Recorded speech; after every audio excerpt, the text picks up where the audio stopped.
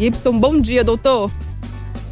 Bom dia a todos da 98, aquelas pessoas que nos ouvem também. É um prazer estar com vocês. Prazer é nosso falar com o senhor aqui no Central 98, um tema que sempre gera muita repercussão aqui na 98, nas nossas redes sociais também, e a Defensoria Pública da União fazendo esse trabalho, né? Como é que vai funcionar isso? A pessoa que teve o pedido negado, ela pode entrar em contato e vocês ajudam a fazer uma avaliação desse caso? Como é que funciona esse serviço? Pois bem, desculpa até fazer uma correção, não quero parecer perfeccionista, mas a Defensoria não passou a atender essas pessoas a partir de ontem, não. A gente atende desde como... A gente nunca parou, a bem da verdade, né? Aqui na Defensoria Pública da União, em Minas Gerais, a gente já teve, inclusive, 2 ações em que a gente consegue entregar à população vulnerável alguns avanços em se tratando do auxílio emergencial. Eu posso te trazer um, por exemplo, porque a lei que instituiu o auxílio emergencial, ela não prevê um prazo mínimo para resposta. Então, é muito comum os assistidos procurarem a Defensoria Pública e questionarem o fato de não ter ali uma resposta nem positiva nem negativa. A gente conseguiu entabular um acordo, isso no final de maio, de que os pedidos que eventualmente forem submetidos ao governo federal e não forem respondidos, eles têm um prazo de 20 dias. E esse prazo é a contar do dia 29 de maio. É bem dizer, então, que qualquer benefício que hoje não se tenha tido uma resposta por mais de 20 dias, já temos ali uma irregularidade reconhecida pelo próprio governo federal.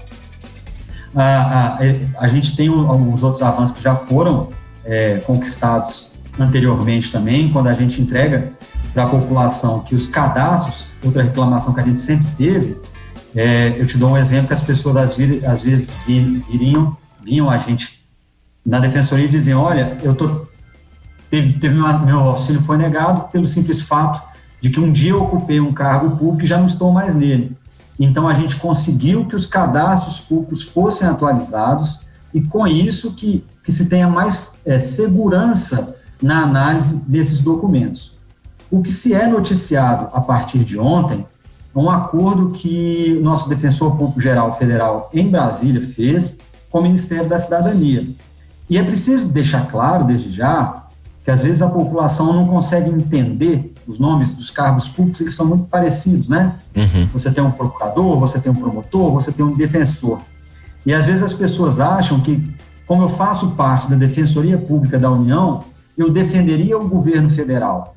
E não é o caso. A Defensoria defende o povo e a parcela mais vulnerável da população.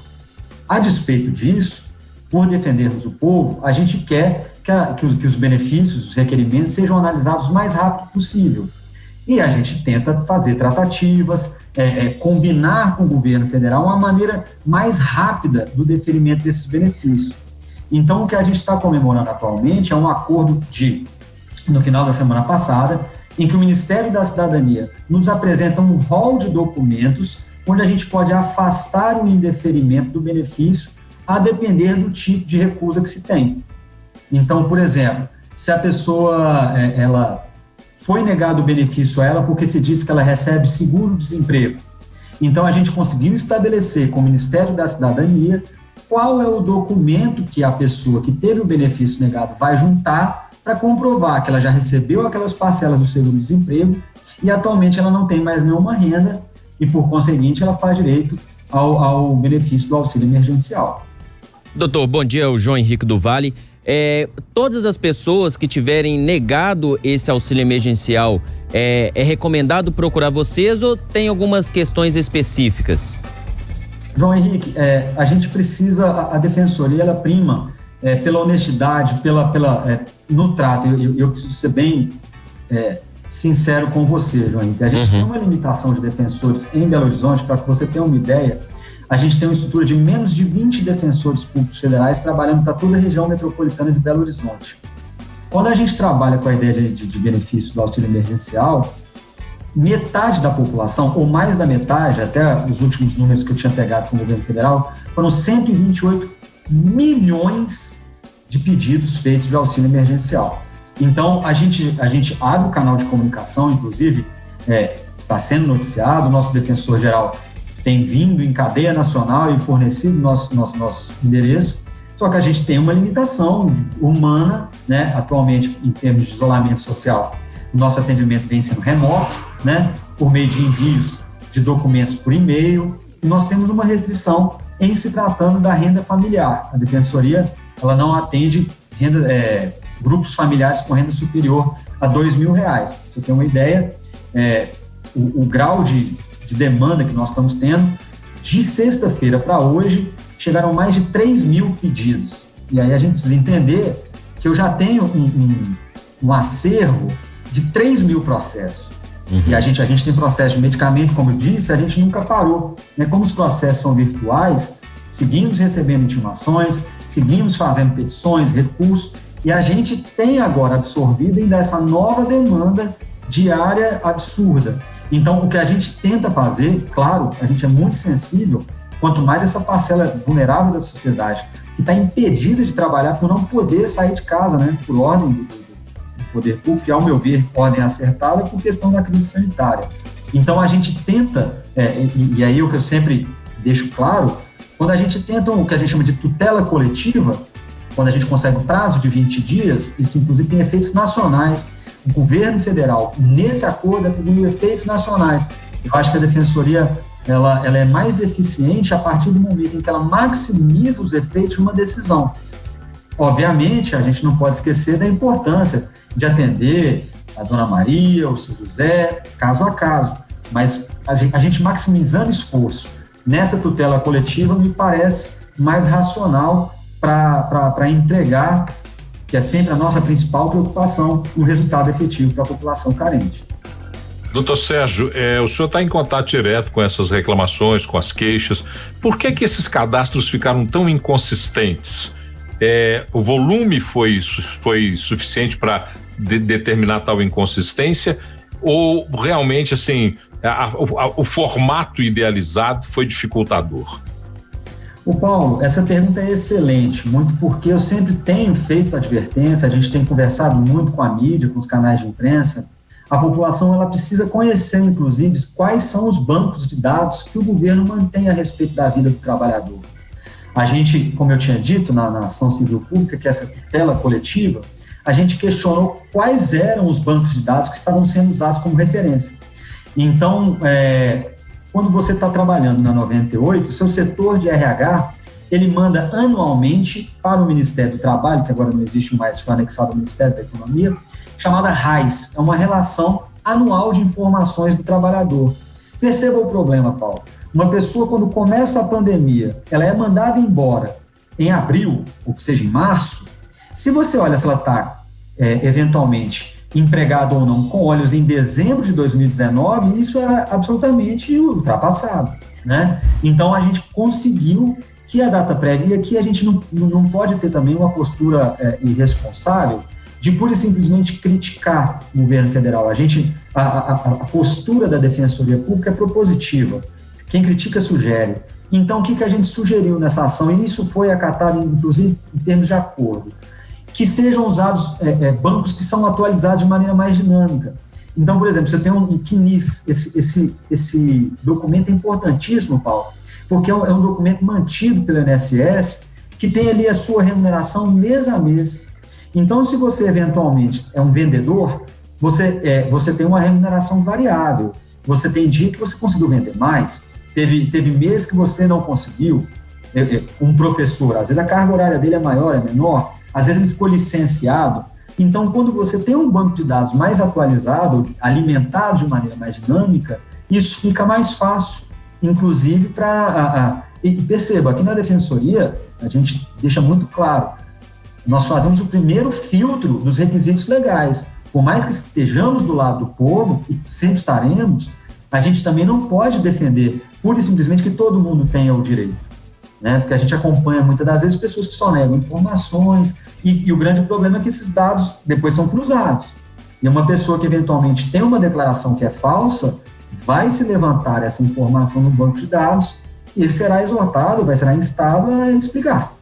Então, a nossa sugestão foi sempre trazer, você tem o CAGED, você tem a RAIS, você tem o CNIS, são várias as possibilidades de bancos de dados em que a Defensoria tenta colocar aqui, que se mostra, olha, o cidadão estava empregado até abril, onde ele era um garçom, fechou o restaurante do cara, ele está licenciado, ele não tem fonte de renda. Às vezes o cidadão não trabalhou o tempo necessário para receber o seguro-desemprego. E aí, como que nós vamos saber? Vai ter que pegar a carteira de trabalho dele, ver ali a data eventualmente da saída, o termo de rescisão de contrato de trabalho. São todos esses documentos que a gente procura orientar a população e que se diga, até para que se possa contestar essa negativa do poder público em conceder o benefício. Doutor Sérgio, né, com base na experiência mesmo, já tem sido feito esse trabalho, como o senhor mesmo citou, como é que estão essas resoluções, né? As pessoas que mandam essas reclamações para a Defensoria Pública também, muita gente, a gente recebe todos os dias aqui inúmeras mensagens de pessoas que estão aguardando por semanas, né, por dias, essa questão do pedido em análise, não sai desse processo. Agora também a gente falando para quem teve o auxílio emergencial negado, tem conseguido resolução para muitos casos? Como é que estão esses resultados aí do trabalho da Defensoria? Nosso trabalho tem sido árduo e aqui eu vou ter que usar um pouco do juridiquês, mas vou explicar a você que a gente vive um drama aqui na Defensoria, porque a Justiça Federal tem sido por demais rigorosa na exigência da comprovação de renda familiar. E o grande problema é, como é que eu vou saber quem reside com uma pessoa, né?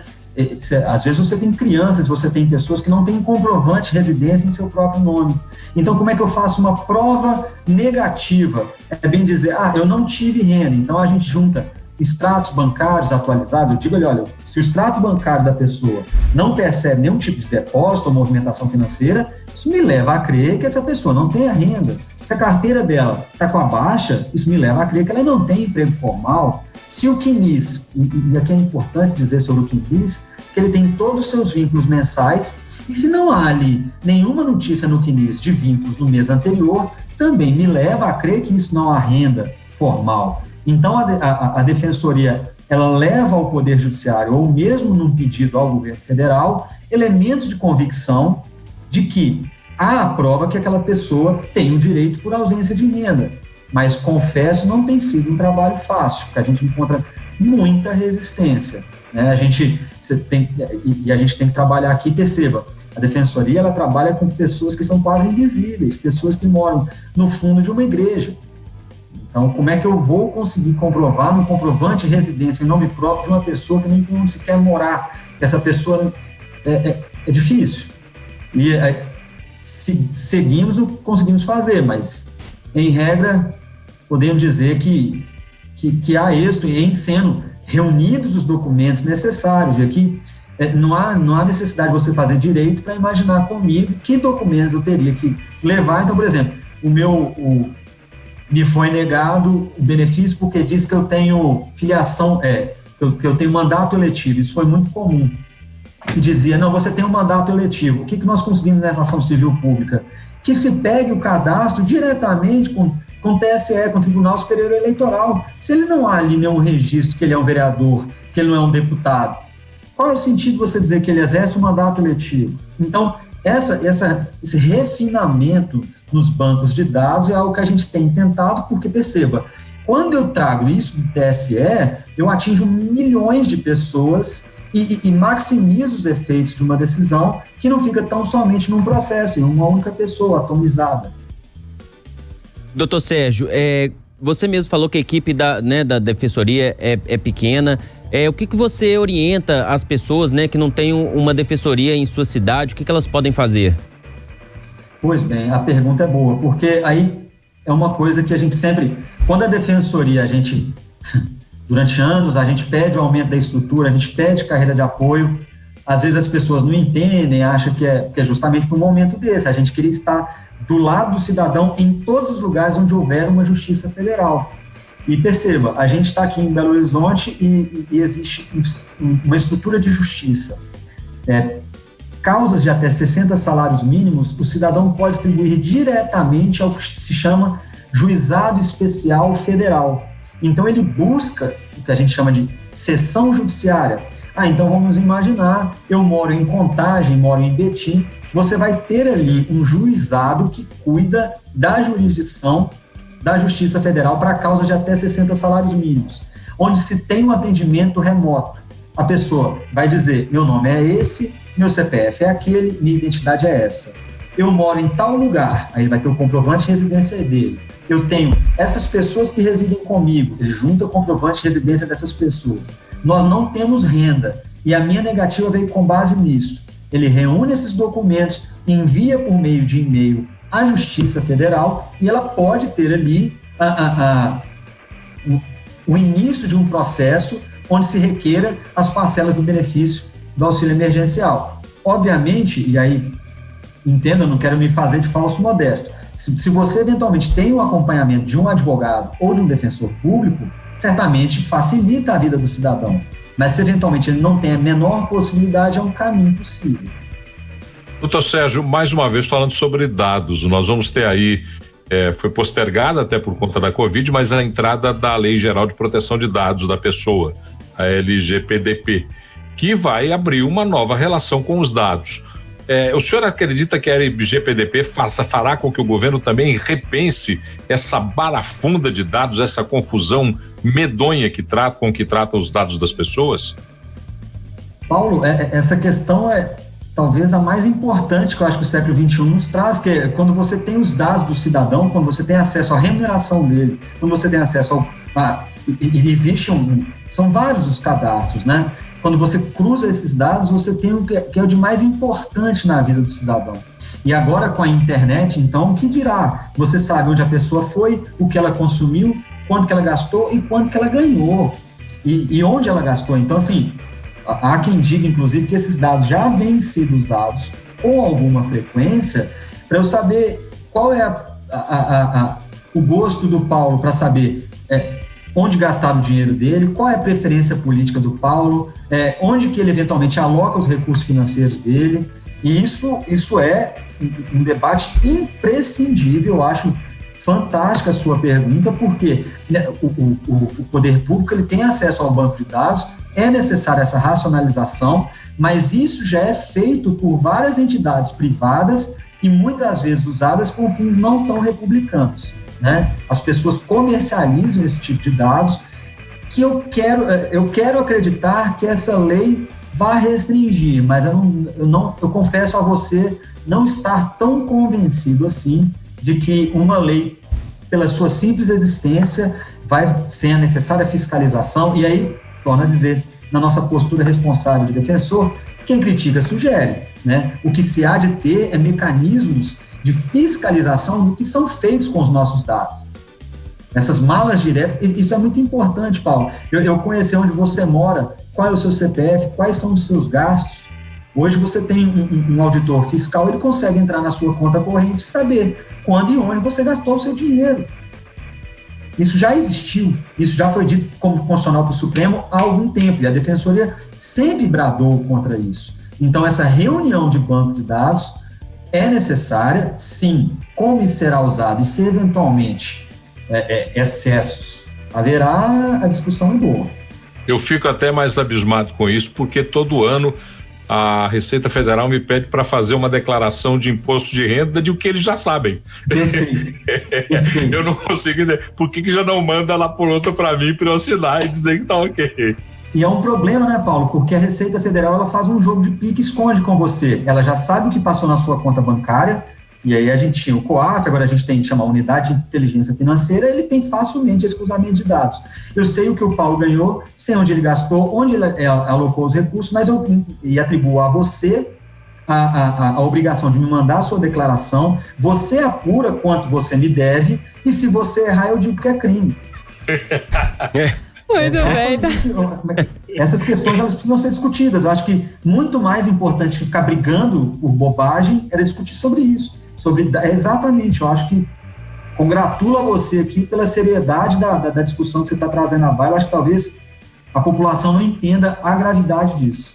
Já fica então o convite para a gente debater esse tema com mais calma e uma outra oportunidade aqui. Hoje nosso tempo curtinho. Doutor Sérgio, passa para a gente então aí os canais de atendimento, muita gente participando aqui com a gente pelas nossas redes sociais, pedindo para a gente falar então como que eles entram em contato com a Defensoria para poder pedir esse apoio jurídico.